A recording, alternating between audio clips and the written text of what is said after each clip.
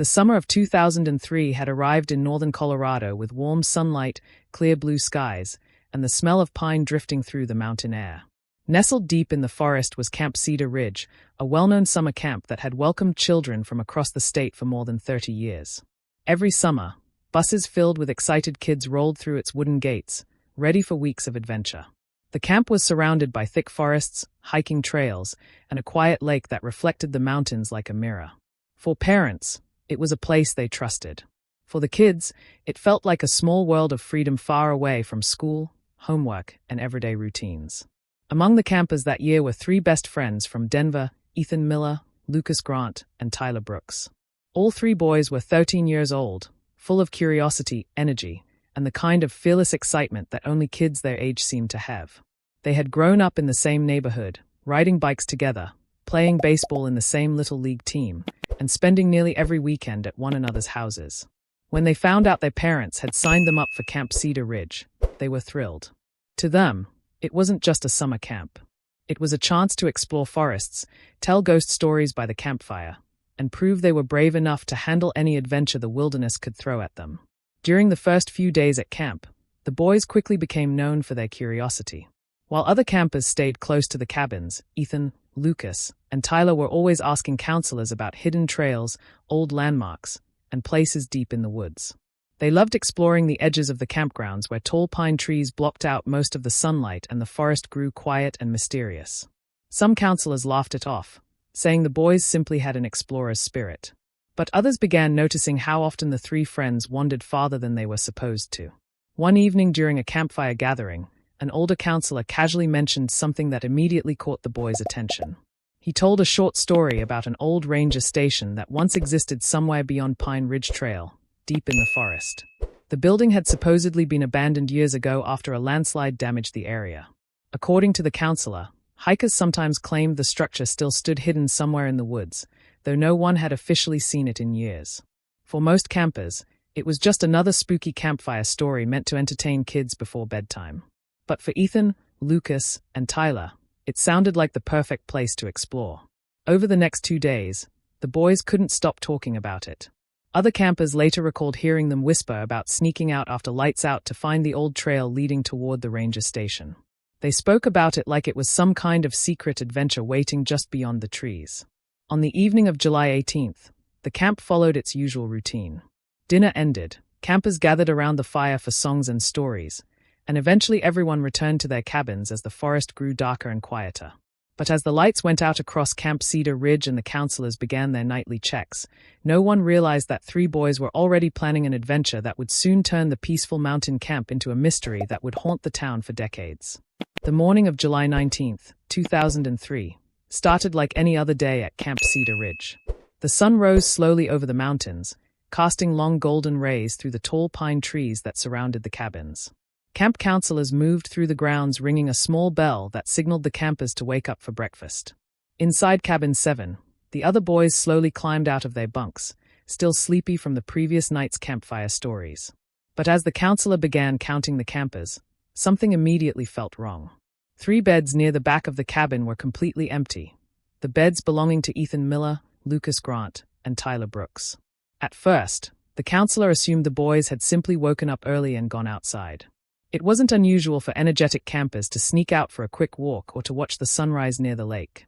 The staff searched around the immediate area, calling their names and checking common spots where kids usually gathered. But after nearly an hour passed with no sign of them, concern began turning into panic. The camp director was quickly alerted, and soon the entire staff was searching the grounds, checking trails, bathrooms, storage sheds, and even nearby cabins. By late morning, the situation had become serious enough that the local sheriff's department was contacted. Within a short time, police vehicles began arriving at the camp entrance, their flashing lights cutting through the quiet forest. Officers began interviewing campers and counselors, trying to piece together the boys' last known movements. Several campers from Cabin 7 mentioned hearing whispers late at night and remembered the 3 friends talking about exploring a trail somewhere beyond the camp boundary. That information immediately focused investigators on the Pine Ridge Trail, the narrow forest path leading deep into the mountains.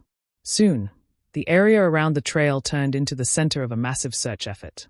Search and rescue teams, trained tracking dogs, forest rangers, and dozens of volunteers spread across the woods, forming long lines as they combed through thick brush and rocky terrain. Helicopters circled overhead, scanning the endless sea of trees from above while rescue teams called out the boys' names again and again. The forest echoed with shouts, whistles, and the distant chopping sound of helicopter blades, breaking the silence that usually covered the mountains. The tracking dogs managed to pick up the boys' scent near the beginning of Pine Ridge Trail, confirming investigators' fears that the three friends had indeed wandered far beyond the campgrounds. The trail twisted deeper into the forest, climbing into rough, rocky terrain where thick trees blocked much of the sunlight. Search teams followed the scent carefully for nearly 2 miles through the wilderness. But suddenly, the dogs began circling in confusion. The scent simply stopped in the middle of the trail. There were no footprints, no torn clothing, no signs of a struggle, and no indication of where the boys might have gone next. It was as if the three friends had been walking through the forest one moment, and then completely vanished the next. As the search for Ethan, Lucas, and Tyler continued, investigators began interviewing every camper and counselor who might have seen or heard something unusual on the night the boys disappeared. Most of the campers were frightened and confused, giving short and uncertain answers. Some said they had gone to sleep right after lights out, while others remembered hearing quiet whispers coming from outside their cabins. But one camper, a quiet 12-year-old boy named Mark Dalton, told investigators something that immediately caught their attention. Mark had been sleeping in cabin 7, the same cabin as the 3 missing boys. During his first interview with officers, he seemed nervous and hesitant, constantly glancing toward the window as if remembering something unsettling. After a few moments of silence, he explained that he had briefly woken up sometime in the middle of the night. At first, he thought he had simply heard someone walking outside. But when he looked toward the cabin window, he noticed a faint beam of light moving slowly through the trees just beyond the clearing. According to Mark, the light didn't look like the flashlight beams counselors usually carried during their nightly patrols. It moved slowly and strangely, sometimes flickering, sometimes stopping completely as if someone was trying to signal or guide someone through the darkness. He remembered seeing shadows moving near the tree line, though he couldn't clearly make out who they were. The forest was quiet except for the distant rustling of branches and the soft sound of footsteps somewhere outside. Mark also claimed that just before he drifted back to sleep, he heard the voices of Ethan, Lucas, and Tyler whispering near the cabin door. He said it sounded like they were talking to someone outside, though he couldn't hear the exact words. Curious but still half asleep, he lifted his head slightly and saw the cabin door slowly open. For a moment, the beam of light from outside briefly illuminated the doorway, casting long shadows across the wooden floor. Then the door quietly closed again, and the light disappeared deeper into the forest. When investigators asked Mark if he had seen who was holding the flashlight, he shook his head. The darkness had been too thick, and the trees blocked most of his view. Officers questioned him several times over the next few days, trying to verify his story. However, because he couldn't clearly identify anyone and because the details of his memory seemed uncertain, many investigators began to believe it was simply the imagination of a frightened child. Eventually, Mark's story was written down in the case files but treated as unreliable, slowly becoming just another strange detail in a mystery that still had no clear explanation. As months passed and the search for the 3 boys slowly faded from the national spotlight, the small communities around the Colorado mountains continued talking about the mystery. In local diners, gas stations, and grocery stores, people often whispered about what might have happened to Ethan, Lucas, and Tyler. Many believed the boys had simply gotten lost in the vast forest and fallen victim to the harsh wilderness. But others weren't convinced. The strange way their trail had suddenly ended left many locals uneasy, as if something about the disappearance didn't quite make sense. Over time, attention slowly shifted toward a piece of local history that few people outside the area knew much about, the old Pine Ridge Ranger Station. Decades earlier, the building had served as a remote outpost for forest rangers who monitored wildlife and protected the mountain trails. It was built far from the main roads, hidden deep within the woods where the trees grew thick and the terrain became rough and uneven. According to older residents, the station had once been a busy place where rangers stored equipment, supplies, and emergency gear for long patrols through the mountains. However, sometime in the late 1980s, a powerful landslide reportedly damaged part of the surrounding hillside near the station. The area became unstable, and the structure was eventually abandoned. Over the years, nature slowly reclaimed the building. Trails leading to it disappeared beneath overgrown brush, fallen trees, and thick layers of pine needles. Official forest maps stopped marking its location, and younger generations of hikers grew up without ever hearing about it. To many people, the ranger station slowly became nothing more than a half-forgotten piece of mountain folklore. Still, a few experienced hikers occasionally claimed they had stumbled upon the ruins while exploring the deeper parts of the forest. Some described seeing pieces of old wooden walls barely standing among the trees, while others spoke about rusted metal doors and broken windows hidden behind dense vegetation. One particularly strange detail appeared in several stories. Rumors that the station had underground storage tunnels once used by rangers during severe winter storms when snow made the mountain roads impassable. These stories began spreading quietly among the locals, especially after the boys disappeared near Pine Ridge Trail, the same general area where the ranger station was rumored to be located. Some residents wondered if the three curious teenagers had somehow discovered the abandoned structure during their late-night adventure. Others went even further, suggesting that someone might have secretly taken shelter there over the years, using the hidden tunnels to stay out of sight deep within the forest. But without maps, evidence, or anyone able to confirm the station's exact location, the rumors remained just that. Whispers carried through the small mountain towns, lingering in conversations long after the official investigation had gone silent. Nearly 20 years passed after the disappearance of Ethan Miller, Lucas Grant, and Tyler Brooks. Over time, the mystery of the three boys from Camp Cedar Ridge slowly faded from national headlines, though their families never stopped hoping for answers. Every anniversary of that summer brought renewed memories and quiet candlelight vigils in their hometown. Investigators occasionally revisited the case files, but without new evidence, the disappearance remained one of Colorado's most haunting unsolved mysteries. The forest that had once been filled with search teams and helicopters eventually returned to its usual silence. Then, in the early fall of 2023, northern Colorado was hit by one of the most powerful storms the region had experienced in years. Strong winds tore through the mountain forests, knocking down dozens of aging pine trees that had stood for decades. Heavy rain loosened the soil across several hillsides, causing small landslides in areas that had rarely been disturbed before. After the storm finally passed, parts of the forest looked drastically different, with uprooted trees exposing layers of earth that had remained hidden for generations. A few days later, a group of experienced hikers decided to explore the Pine Ridge Trail to see how much the storm had changed the landscape. As they moved deeper into the forest, they noticed several fallen trees blocking parts of the path. While carefully navigating around the debris, one of the hikers spotted something unusual near the base of a large uprooted pine tree. Beneath the tangled roots and loose soil, a section of the ground had partially collapsed, revealing a dark opening that looked strangely artificial. Curious, the hikers moved closer and began clearing away some of the loose dirt and branches covering the opening. As more soil fell away, they realized they were looking at a rusted metal hatch, partially buried beneath the forest floor.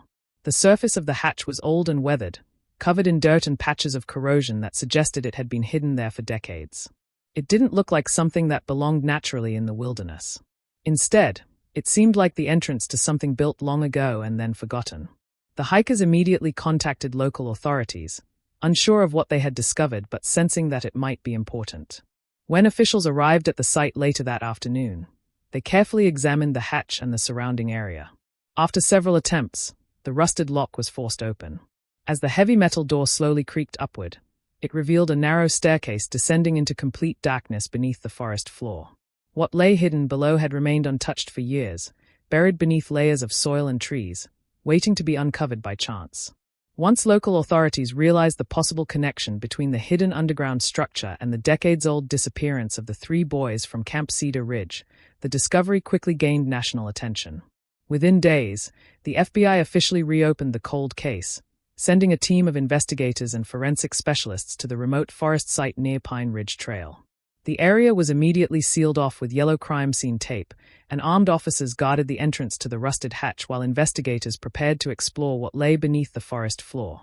Carefully descending the narrow metal staircase, agents entered a dark tunnel that smelled of damp earth and rusted metal. Their flashlights revealed concrete walls lined with old pipes and broken electrical wiring, suggesting the structure had once been part of a functional facility.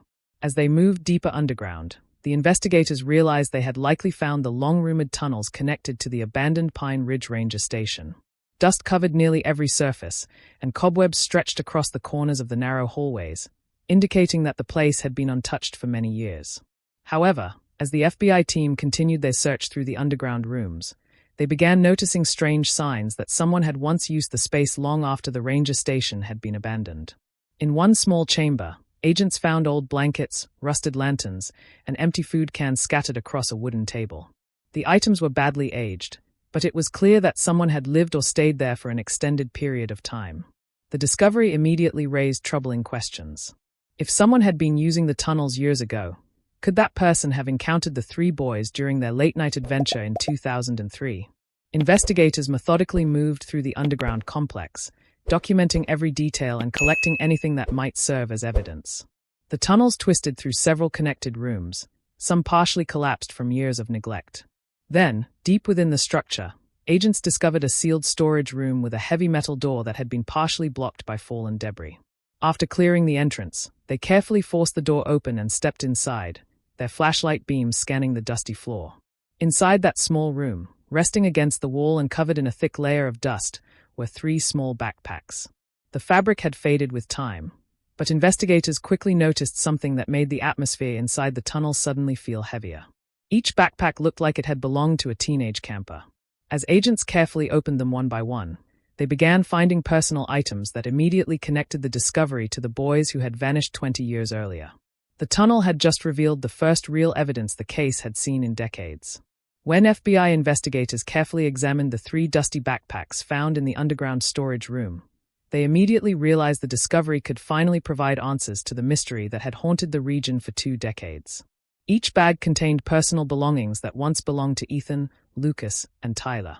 Inside Ethan's backpack, agents found a worn baseball cap with his initials stitched inside the lining.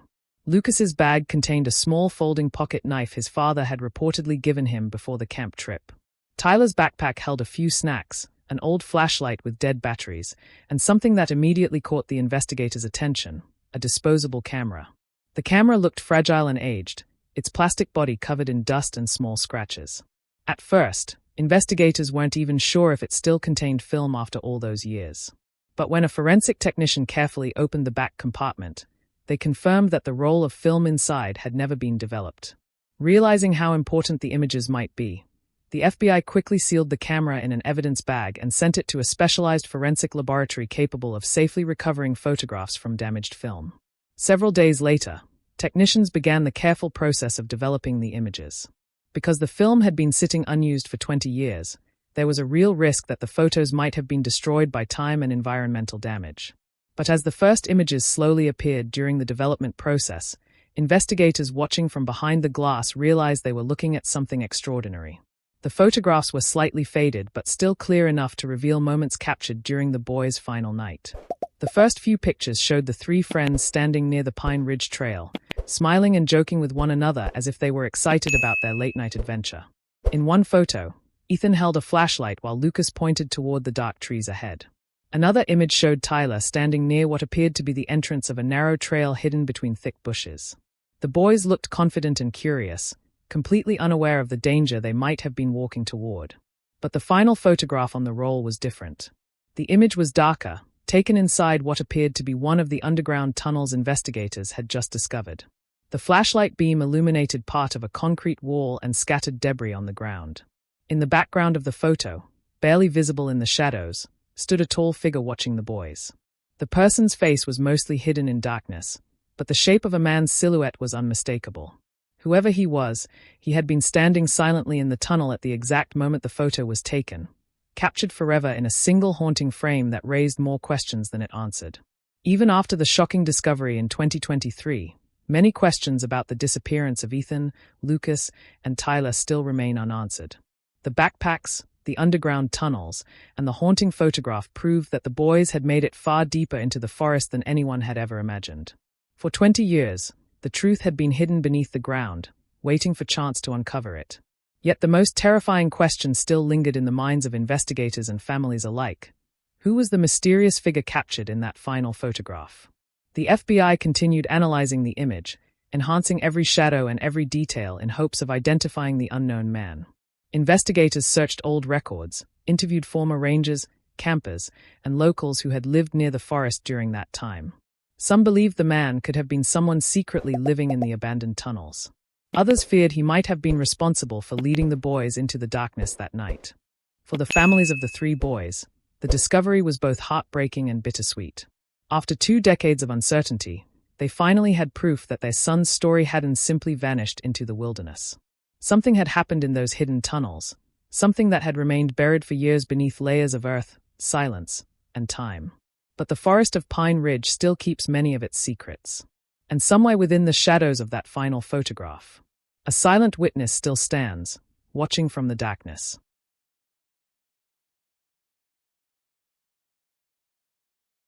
If you liked this video, don't forget to hit that like button, share it with your friends, and drop your thoughts in the comments below. Most importantly, subscribe and hit the bell icon so the next secret finds you first.